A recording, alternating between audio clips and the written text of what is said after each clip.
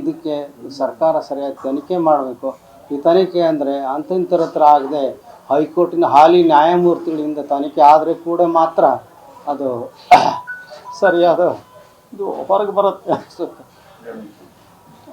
ನ್ಯಾಯಯುತವಾಗಿ ನಡಿಬೇಕು. ಯಾರೋ ಅಧಿಕಾರಿಯಿಂದ ತನಿಖೆ ಆದರೆ ಅದು ಸೂಕ್ತ ಆಗಲ್ಲ, ಯಾವುದೂ ಹೊರಗೆ ಬರೋದಿಲ್ಲ. ಅದಕ್ಕೆ ಹಾಲಿ ಹೈಕೋರ್ಟ್ ನ್ಯಾಯಾಧೀಶರಿಂದ ತನಿಖೆ ಆಗುತ್ತಂತ ನಾನು ಒತ್ತಡ ಸರ್ಕಾರಕ್ಕೆ ಮನವಿ ಮಾಡ್ಕೊತೀನಿ.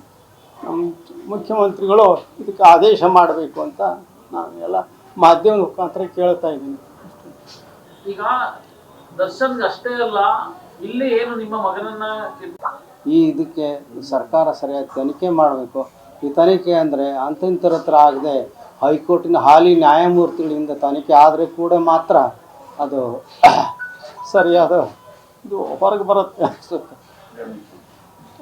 ನ್ಯಾಯಯುತವಾಗಿ ನಡಿಬೇಕು. ಯಾರೋ ಅಧಿಕಾರಿಯಿಂದ ತನಿಖೆ ಆದರೆ ಅದು ಸೂಕ್ತ ಆಗಲ್ಲ, ಯಾವುದೂ ಹೊರಗೆ ಬರೋದಿಲ್ಲ. ಅದಕ್ಕೆ ಹಾಲಿ ಹೈಕೋರ್ಟ್ ನ್ಯಾಯಾಧೀಶರಿಂದ ತನಿಖೆ ಆಗುತ್ತಂತ ನಾನು ಒತ್ತಡ ಸರ್ಕಾರಕ್ಕೆ ಮನವಿ ಮಾಡ್ಕೊತೀನಿ. ನಮ್ಮ ಮುಖ್ಯಮಂತ್ರಿಗಳು ಇದಕ್ಕೆ ಆದೇಶ ಮಾಡಬೇಕು ಅಂತ ನಾನು ಎಲ್ಲ ಮಾಧ್ಯಮದ ಮುಖಾಂತರ ಕೇಳ್ತಾ ಇದ್ದೀನಿ.